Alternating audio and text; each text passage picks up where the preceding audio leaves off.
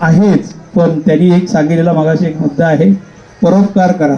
परोपकाराय पुण्याय परपीडनम पापम. परोपकार म्हणजे भगवान परमात्म्याची सेवा करा, आणि सेवेमध्ये भगवंत आहे. माऊलीच्या सेवेमध्ये आळंदी पंढरपूर पायी दिंडीमध्ये सर्व सेवा करतात. सेवा केल्याशिवाय मेवा मिळणार. प्रत्येकाने सेवा करा. अशी सेवा करा की आपले हात चंदनाचे हात, पाय ही चंदन परिसनाय ही न कोण्या अंगी. चंदन रूपी हात आपले श्वास आला पाहिजे. तसं आज या ठिकाणी सुसरावे असं गेल्या वर्षी त्यांनी हरिपाठ, पूर्ण हरिपाठाचं विवेचन केलं, विवरण केलं. अजून आमच्या लक्षात आहे, देवाची या दारी उभा. का देवाच्या दारात उभा राहायचं? देव द्वार कुठलं, कशासाठी, कुठल्या मुक्ती, असे सुंदर असं त्यांनी 28 अभंगामध्ये त्यांनी 28 जे दृष्टांत दिले ते अजून माझ्या पाठ आहे. मी लक्षात ठेवतो. मी श्रवण भक्तकार आहे, कीर्तनकार प्रवचन असून असो, पण श्रवण भक्ती मला खूप आवडते. ज्ञानोबा म्हणजे कोण? आता जे सांगितलं बुद्धाचं त्याने आहे ते प्रत्येकाने लक्षात ठेवा. वारीतून काय घेऊन जायचं? ज्ञान आणि ईश्वर, म्हणजे ती ज्ञानेश्वरी. ज्ञान आणि ईश्वर जी गुणगण जे आहे, ज्ञानदेवा लागलेलं आहे, ज्ञानदेवाला मिळालेलं आहे, ते आपण या वारीतून घेऊन जायचं आहे. एकच घेऊन जायचं.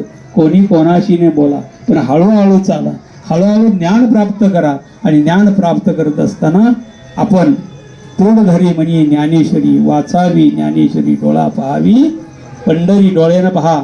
जो जव ये सकळ शिताई, हात चालाव या पाय, तो आपले स्वहित पाये, तीर्थयात्रे जावो. ही तीर्थयात्रा आहे, हे चारी धाम आहे. पंढरीची वारी ही परिक्रमा आहे. अनेक परिक्रमा करा तुम्ही, पण पंढरीची, आळंदीची, पंढरीची एक वारी करा. सगळ्या परिक्रमा त्या काय म्हणतात, विश्वरूप आहे.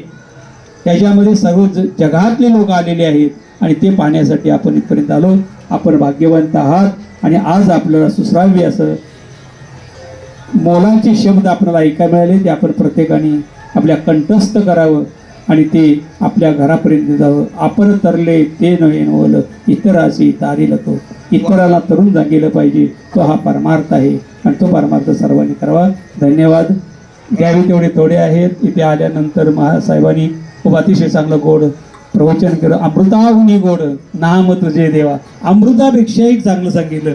अमृताने एकदा अमर होईल, पण लाखो अमर करण्याचं सामर्थ्य आहे. चळवळीचे जो जो करील तयाचे, तिथे अधिष्ठान पाहिजे देवाचे. ज्ञानोबरायला बरोबर घेऊन फिरणारी व्यक्ती काय सामान्य असेल काय? कदापि नाही. तुमची धनसंपदा न लगे मुक्ती, धनसंपदा संत संग देई सदा.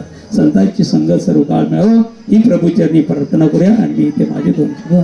पुंडलिक वरदे हरी विठ्ठल, श्री ज्ञानदेव तुकाराम, पंढरीनाथ.